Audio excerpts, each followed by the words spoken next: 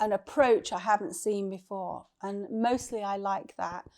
Lots of things that are being done in this arena, in a public policy arena, to me come across as competitive, but that's not the landscape that we're looking to build. It's a collaborative landscape.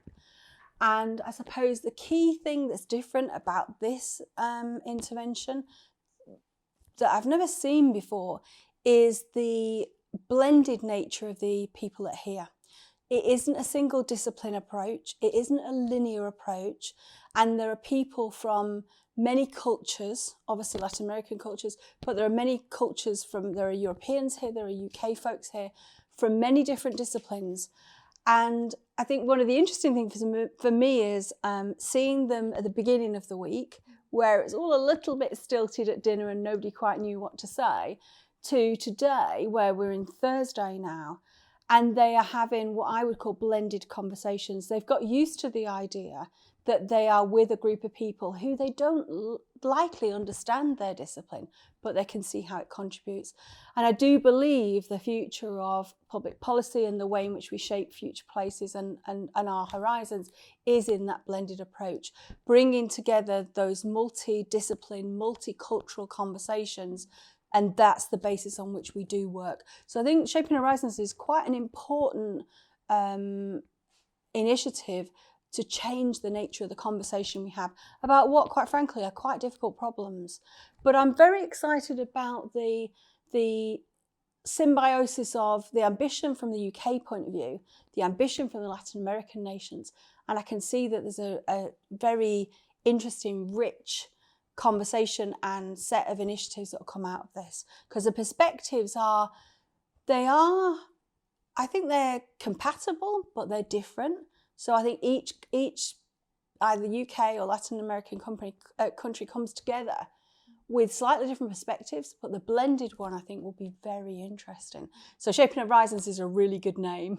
Yeah. So you know that our ethos in a way is this idea of science diplomacy. You yourself, you come from a engineering and science training, right? Yeah. You have a PhD, and how do you see this ethos or the relevance of science contributing to international collaborations and diplomacy? So I think that this is a key step change for the world. The idea that blended approach I've just talked about becomes a discipline where we integrate that in our diplomacy. Because my original work in Cabinet Office, which has created the Open Government Partnership, where 89 nations have got together, that wasn't founded on that science diplomacy. It was founded on the way in which science might inform that public discourse, but it didn't continue with it. The discourse has continued without it.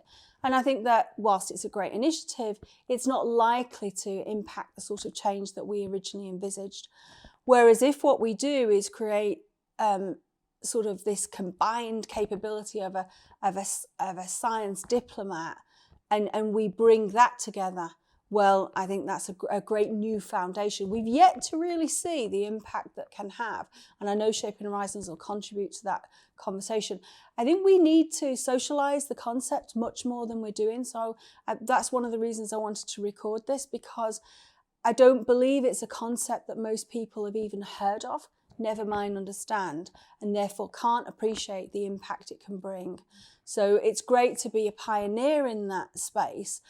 And I think that one of the key things we have to do out of Shaping Horizons is socialise the importance of that science diplomat and the way it can reconfigure and translate things to more of a lateral approach than a linear approach.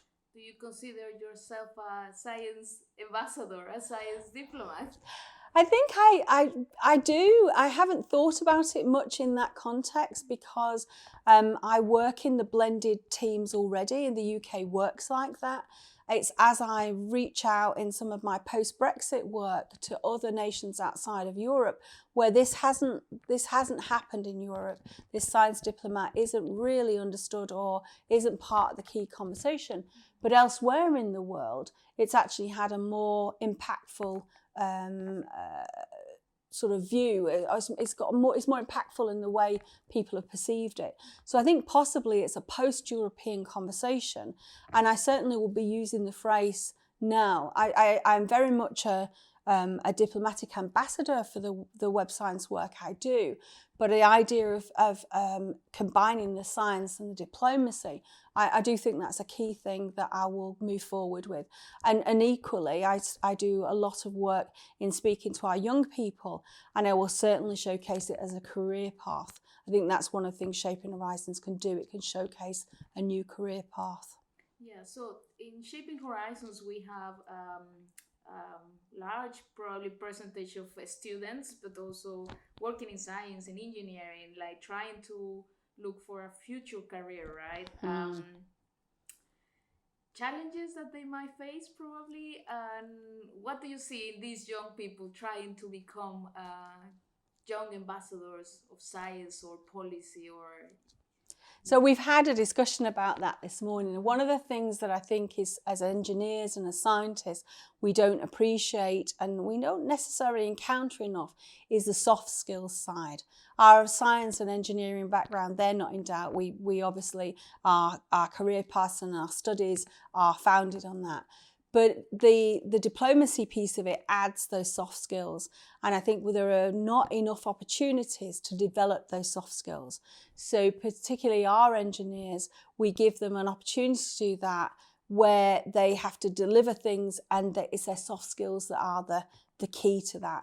So I think one of the things that we need to look at is how we create environments, opportunities, initiatives to develop those soft skills, because largely we don't create those in society, we largely don't create those in academia.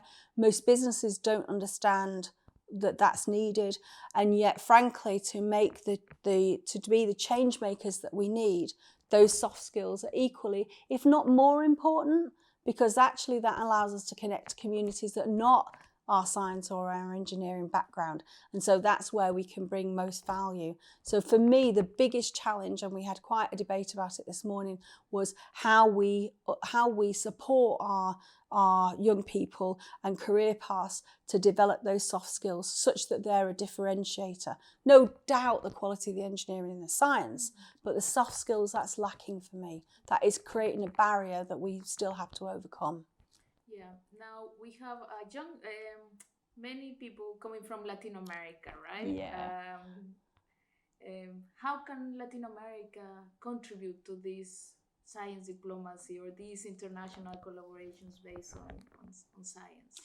Well, one of the interesting things about that was it was some colleagues in East Africa that answered that question, which was like curious. One of the things that I encounter across the world is obviously individual cultures, individual ambitions. They have their own barriers to making this sort of change.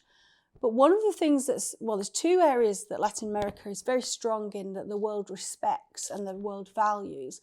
I'm not sure Latin America understands quite how powerful yet. One is its history and the culture and what it's contributed to society in the world. But the second thing is something that is very valued in our Internet of Things connected world, which is its family basis, its community basis, a very connected, not just the immediate family, but a wider external family, and thereby a community or a neighbourhood. And a lot of the changes we need to see in the world are not happening necessarily at just government level. They're actually at grassroots level serving those communities. So one of the things we've discussed this morning, which I think is going to be a differentiator from a Latin American point of view, that Latin Americans can bring to the world, is around the building of these changes which utilise that very strong family connection.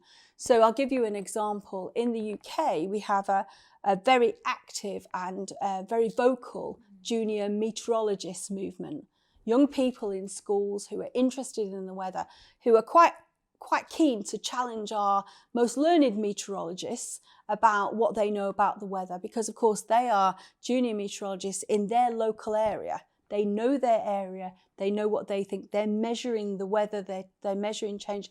They're measuring air pollution and things like that. So they have their own views about where the priorities should be for our meteorological policy. And so I think one of the things that we discussed this morning, which will be very interesting to develop as part of the collaboration between the UK and Latin America, is how can the knowledge and the experience we have in the UK be leveraged by those family and community cultures which are very strong in Latin America, not so in Europe. And so what does that do? That creates, we have changemakers here, the people that have come here from Latin America, who are already, in lots of cases, the first people in their family to travel to study at Cambridge University, one of the most respected universities in the world, and to be the ambassador of their family from Latin America. When they go back, they can bring that experience back and then can be having a dialogue with, their family members, perhaps the younger members of their family, inspiring them to what they might choose as careers. But equally, these young people are going back across Latin America. So we have a network of champions already that can be standing up for their families and communities. And it's a very short step then to making that individual set of connections to collaborate. So one of the ideas we talked about was, can they go back to their families and their communities and get that conversation going about what they're looking to do in their schools, get the young people involved, get the neighbourhoods involved, and actually start to, for those people in Latin America, in their immediate vicinities, look at what change might look like, what innovation might look like, how it might support the ambitions. Because I think what we'll end up with across Latin America is many, many models of this works here, this works here, this and this works here, and we'll get lots of experience. It would be very simple then to be able to say, well, that's an area we should invest in, put more resources in, fund, because we'll actually have something that really extends beyond shaping horizons back into individual communities. So particularly when we talk about, there are communities in many of the countries where, they haven't thrived. They don't have services, they don't have things to support the community, and they're almost left behind. Well, some of the young people here are from those communities, and they can say, we've been to the UK, we've had these sorts of conversation across Latin America with our UK counterparts, and these are the sorts of things we could do. And so actually get those conversations going and choose some of the things that would make the biggest difference. Because I know that if that was to happen, and that's obviously what we're planning, that there are communities in East Africa who would say, now that is a model, that Latin American model that fits with our family culture, that fits with our perspective of the way change happens in the world, which is not necessarily economically driven, and it's not respectful of our culture. So, and our diplomatic forces from a UK point of view work within the Latin American cultures with people from the countries. It would be very easy to then say, and where would be the most benefit for something like that? So I think not only can it have a new conversation and a new start between a UK and Latin American collaboration, I can see how that would be of value, that contribution that combined effort would bring to other parts of the world. So hugely exciting potential, Just bear with me. Are they working? Yes. Okay. Last question. What to expect for tomorrow as projects? So I've deliberately tried not to find out what they're doing. I've tried to stop them because I want to hear it as they pitch, because hearing their words and the ideas are, it's important that it has the impact. I think we're going to see lots of varied things. There's a lot of passion in that room. So we're going to see possibly lots of things we don't expect. We're obviously going to have a set of winners, but I suspect that all of the projects will have some value. And interestingly, the piece I've just talked about around the strong family and community culture that's in Latin America was one of the elements that we discussed this morning, where they came up with a series of barriers about inertia within Latin American cultures, how you create change, how you can't transport it from another culture, all of which is true. And yet all of the groups, once we were discussing this idea of the foundation of the Latin American nation, understood that was an actual lever and an enabler. What I'm intrigued to see is what that has done to shape their ideas now, because they saw it as we walked in this morning as something that was an insurmountable barrier, not sure what we can do to make Latin America care. And the conversations we had were, yes, but if you're inspiring you're the inspiration for your parents and your grandparents, and if you can inspire a younger generation, then actually that is your family making its contribution. I think that we will see quite changed pitches when the motivation for those pitches are understood in the context of what's the magic that Latin America brings to this. I think we'll see that magic in the pitches tomorrow. I'm looking forward to it. Okay, thank you, Jacqui.